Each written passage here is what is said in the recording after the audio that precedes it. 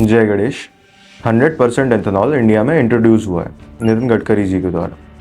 अब इंडिया में इससे क्या इफेक्ट पड़ा है? बात सिर्फ पेट्रोल की नहीं है कि हमारे गाड़ियों में कौन सा पेट्रोल जा रहा है। बात यह है कि कॉमन मैन को और क्या क्या इफेक्ट्स पड़ रहे हैं, आइए जानते हैं।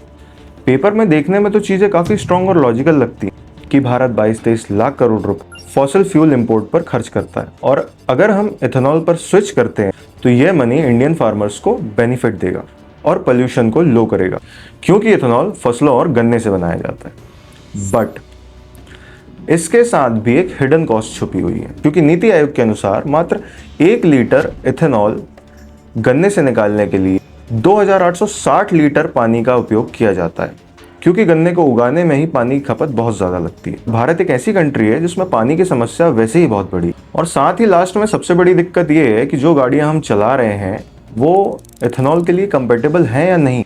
इवन E20 फ्यूल आया था तब पब्लिक को बहुत कंफ्यूजन हुई थी। सुप्रीम कोर्ट में एक PIL फाइल की गई थी कि प्लेन पेट्रोल को एक ऑप्शन की तरह रखना चाहिए, क्योंकि 2023 के पहले के जो व्हीकल्स बने हुए हैं उनके इंजन एथेनॉल ब्लेंडिंग के लिए कंपेटेबल नहीं, क्योंकि पुरानी गाड़ियां जो 2023 के पहले की बनी हुई हैं और E20 के साथ कंपेटेबल नहीं है, तो उससे गाड़ियां डैमेज होती हैं।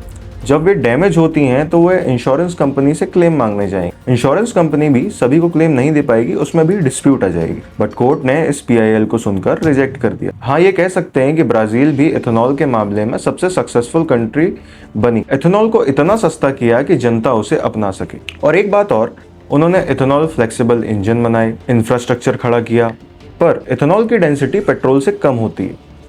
मतलब सिंपल सी भाषा में, जितना माइलेज पेट्रोल देता था उससे 25% कम माइलेज एथेनॉल देगा।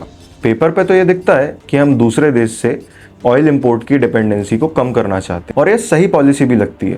पर water crisis, insurance coverage, tech and pricing control, इस सभी को सही तरीके और सही ढंग से प्लान करने की जरूरत है, वरना हर बार की तरह हमारा कॉमन मैन ही इसकी कीमत चुकाता रहेगा। कभी एथेनॉल की वजह से उसकी गाड़ी खराब हो जा रही है, कभी उसे पानी कमी पड़ जा रही है, तो बेचारा कभी अपनी गाड़ी का माइलेज कम करवा बैठता है। कहने का मतलब, कुछ भी हो जाए पैसे तो मिडिल क्लास के ही लगने।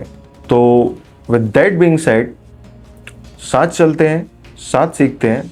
अगर आपको ये वीडियो इन्फॉर्मेटिव लगी तो मेरी वीडियो को लाइक कीजिए, शेयर कीजिए, सब्सक्राइब कीजिए, और मिलते हैं अगले में।